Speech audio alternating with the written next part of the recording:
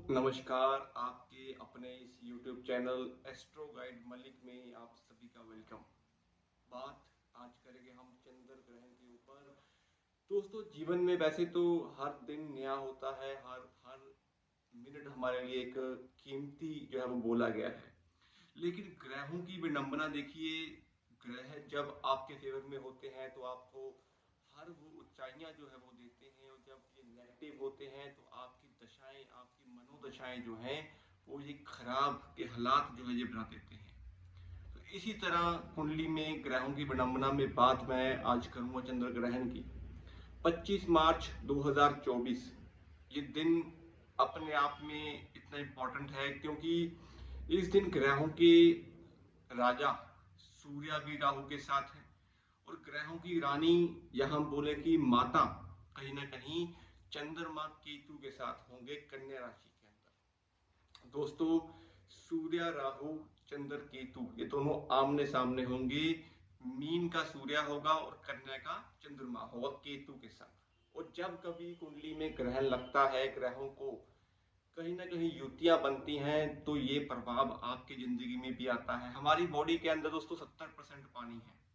हमारे इमोशंस जो होते हैं, हमारी मनोदशाएं जो होती हैं, ये भी इसी तरह ही रिएक्ट करती हैं। दोस्तों, जब ग्रह आपके फेवर में होते हैं तो आपको हर वो खुशी देते हैं, पर जब ये आपके नेगेटिव होते हैं तो आपको डिप्रेशन, एंग्जाइटी, इंसोमिया, अपने आप में इंसान जो है वो कैद होना शुरू हो जाता है। तो बात मैं पूरी सीरीज की नहीं करूंगा, लेकिन इस दिन चंद्र केतु की युति अगर आपकी जन्म कुंडली के अंदर ऑलरेडी बनी हुई है, चंद्रमा अगर आपकी कुंडली में ऑलरेडी पहले से ही केतु के साथ बैठे हुए हैं, तो इस दिन आपको कुछ विशेष सावधानियां जो है वो रखनी होंगी। दोस्तों, चंद्रमा जो होते हैं ये लिक्विड कैश को रिप्रेजेंट करते हैं। आपकी जेब में रखा हुआ पैसा जो है ये भी चंद्रमा है।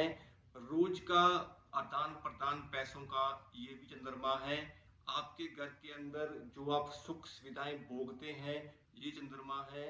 आपकी माता चंद्रमा है। आपका कहीं ना कहीं वो सुख जिसे आप सुख की तलाश में हर चीज जो भोगने की कोशिश करते हो वो चंद्रमा है। बच्चों के लिए एकेडमिक शिक्षा जो होती है वो चंद्रमा है।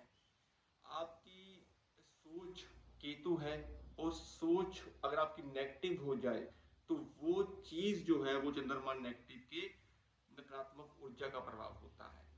तो चंद्रमा कुंडली के चौथे भाव को रिप्रेजेंट करता है, केतु कुंडली के छठे भाव को रिप्रेजेंट करता है। हम काल पुरुष की बात करेंगे दोस्तों। चंद्रमा आपका चौथा भाव है, और छठा भाव क्या है? रोग ऋण शत्रुओं का भाव है। तो चंद्रमा जब केतु के साथ उस दिन युति बनाएंगे 25 मार्च को, तो केतु चंद्रमा को ग्रहण लगा देगा। मतलब चंद्रमा को दूध बोला गया है, केतु को नींबू बोला गया है, खट्टापन बोला गया है। तो जब दूध में आप नींबू निचोड़ देंगे तो दूध का क्या होगा? नाश हो जाएगा। इसी तरह अगर आपके मन पे केतु की नेगेटिव सोच असर कर देगी तो आपका मन पीड़ित होगा, आपको डिप्रेशन होगा, आपको एंग्जाइटी होगी, इंफिनिटी कॉम्प्लेक्स होगा, आप अपनी बात को किसी के सामने रख नहीं पाओगे। आप कहीं ना कहीं एक अलग सी दुनिया में अपने आप को सोचना शुरू कर दोगे। ये प्रभाव जो होता है चंद्रमा केतु की युति का माना गया है। दोस्तों, पैसों का फंस जाना, किसी को उधार दिया हुआ पैसा फंस जाना, चाहे इस दिन फाइनेंशियल क्राइसिस आपको फेस करने पड़ सकते हैं। या कोई मेजर इन्वेस्टमेंट अगर आप करना चाह रहे हैं तो इस दिन मत करें। कोई ट्रैवल करना चाह रहे हैं, कोई फैमिली के साथ घूमने जाना, कहीं पे जा रहे हैं, तो केतु क्या है? केतु यात्रा होती है दोस्तों। आप अपने शहर से दूसरे शहर पर ट्रैवल करते हो तो ये केतु का सफर माना गया है। केतु क्या है? सफर है, चलता हुआ इंसान है दोस्तों। आपके पैर केतु है। आपने एक चीज नोट की होगी, जब आपको कोई नेगेटिव इम्पैक्ट होता है किसी चीज का, जब आपका मन परेशान होता है दोस्तों, तो सबसे पहले हमारी बॉडी के मूवमेंट्स शुरू हो जाते हैं। मतलब आपके पैर जो है वो हिलने शुरू हो जाते हैं। मतलब हम ये कह सकते हैं कि अगर आप अपनी बॉडी लैंग्वेज की बात करें तो अगर आपके पैर हिल रहे हैं, हाथ हिल रहे हैं, तो कहीं ना कहीं आप कुछ सोच रहे होंगे, है ना? तो वो सोच क्या है? वो केतु की है। और केतु क्या है? केतु गहराई है, छिपा हुआ है, पताल है। पताल में आप कितना गहराई तक सोच सकते हैं वो हम कोई अनुमान नहीं लगा सकते। तो इसी तरह जब आपका मन गहराई में चला जाएगा तो वहां से आपको डर, वहम, इंसोमिया, ये चीजें आपको फेस करनी पड़ेंगी। तो बच्चों के लिए स्पेशली अगर वो एकेडमिक शिक्षा कर रहे हैं या उनके एग्जाम्स चल रहे हैं, तो उस दौरान ये दिन अगर आप उनको ज़्यादा प्रेशर नहीं करेंगे तो अच्छा है। 25 मार्च को लगने वाला ये ग्रहण वैसे तो इंडिया में मान्य नहीं है, लेकिन ज्योतिष की बात करें दोस्तों तो ग्रहों की युति तो ये बनाएगा ही बनाएगा।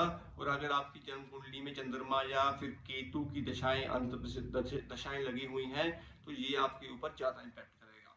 दूसरा, कन्या राशि में ये युति बनेगी तो मेष लगन वालों के छठे का ये प्रभाव बनेगा, तो नेगेटिव है। ट्रैवल से बचना होगा और दूध फाड़ के आपको पनीर नहीं बनाना है, अवॉइड करना है, इस दिन दूध पीना भी आप अवॉइड करें।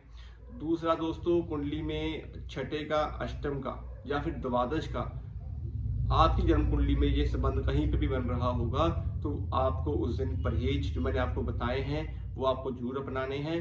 और इस दिन को हम अच्छा कैसे कर सकते हैं, मतलब उपाय क्या कर सकते हैं इस युति के लिए। देखो उपाय बड़े सिंपल से होते हैं दोस्तों। केतु चंद्रमा को ग्रहण लगा रहा है, तो चंद्रमा का मित्र कौन है? बृहस्पति। और केतु किससे कंट्रोल होगा? बृहस्पति से कंट्रोल होगा। तो इसीलिए अगर आप मंदिर में केले, जो प्योर कारक है केतु और बृहस्पति का कहीं ना कहीं माना गया है, तो केले अगर आप 3 की संख्या में या फिर 4 की संख्या में 4 केले लेके मंदिर में शिवलिंग पे रखते हैं या फिर किसी बुजुर्ग ब्राह्मण को दान करते हैं मंदिर में जाके, तो इससे इस युति का इम्पैक्ट खत्म होता है। दूसरा, अगर आप सफेद तिल और काले तिल, सफेद और काला मतलब दोस्तों यहाँ पे केतु के तिल बोले गए हैं, तो ये चीज अगर आप 400 ग्राम की संख्या में लेके या फिर 250 ग्राम की संख्या में लेके इसे पानी में जल प्रवाह करते हैं तो इससे भी आपको नेक फल मिलते हैं। तीसरा, इस दिन दूध का कहीं ना कहीं नुकसान मत करें, दूध फाड़ के पनीर ना बनाएं, या घर के अंदर दूध आपका उबल के बाहर ना आए, इस चीज का ध्यान रखना। चौथा, इस दिन बच्चों के ऊपर ज्यादा प्रेशर मत करना और नीला रंग और काला रंग ये चीज अवॉइड करना। और पंचम, सबसे जरूरी चीज, इस दिन दोस्तों आपको अपनी मनोदशा को देखते हुए गुस्सा जो है वो ज्यादा रिएक्ट नहीं करना है और पैसा किसी को उधार नहीं देना है। और कोई सफर अगर आप कर रहे हैं, अगर वो सफर आप पोस्टपोन कर सकते हैं तो आप जरूर करें, अन्यथा आपको वहां पे कोई ना कोई प्रॉब्लम्स जो है वो देखने को मिलेंगी। क्योंकि चंद्रमा केतु जब कभी भी इकट्ठे होते हैं तो सफर जो होता है वो कभी अच्छा नहीं माना गया है, नुकसानदेह सफर ही माना गया है दोस्तों। और माता की सेवा करें, माता से सुबह सुबह उठ के उनका आशीर्वाद जरूर ले लें, चाहे आप इसे परहेज कहें चाहे आप इसे उपाय कहें, पर उनका आशीर्वाद इस दिन लिया हुआ आपके पूरे दिन को अच्छा और स्वस्थ बना सकता है। और दूध का दान मंदिर में शिवलिंग पे जरूर करें दोस्तों, और माथे पे केसर का तिलक जरूर अप्लाई करें। तो ये छोटे छोटे से उपाय होते हैं दोस्तों, आप ये जरूर करें इस दिन।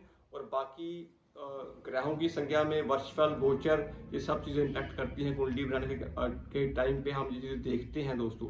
लेकिन पर्टिकुलर अगर 25 मार्च की बात करें तो मेष लगन वालों को इस दिन अपना ध्यान रखना बड़ा जरूरी है। और दूसरी राशि अगर मैं बात करूं तो आप यकीन मानो कि दूसरी राशि में छठे का अगर हम अष्टम लगा लें तो कहीं ना कहीं 6 और ये 5 और 11 कुंभ, कुंभ लगन वालों को भी अपना ध्यान रखना बड़ा जरूरी होगा, क्योंकि कुंभ लगन के भी ये अष्टम का चंद्रमा केतु बनेगा। तो नजला, खांसी, जुकाम, सीजनल प्रॉब्लम्स, सडन अटैक्स जो होते हैं वो आप इस दिन फेस करोगे, तो अवॉइड करना आपके लिए बेहतर रहेगा। और तीसरी जो मेन राशि हम यहाँ पे कंसिडर करेंगे वो करेंगे दोस्तों कहीं ना कहीं तुला। तुला में 12वें भाव का जब चंद्रमा केतु बनेगा तो यहाँ पे भी आपको बहस से बचना होगा, अपने पार्टनर का साथ देना आपको बड़ा अच्छा और जरूरी माना जाएगा दोस्तों। तो ये मेष, कुंभ और तुला वालों को ध्यान रखना है। बाकी अपने नॉर्मल केसेस में आप उपाय करने हैं वो मैंने आपको बताए हैं, वो आप जरूर करें। ठीक है दोस्तों, उम्मीद करता हूँ वीडियो आपको पसंद आई होगी, कंटेंट आपको अच्छा लगा होगा। अगर आपका कोई बेसिक क्वेश्चन हो तो आप कमेंट में पूछ लीजिएगा। आज के लिए इतना ही, मिलते हैं अगली वीडियो में किसी और टॉपिक के साथ। सभी को जय श्री श्याम और जय श्री राम। धन्यवाद।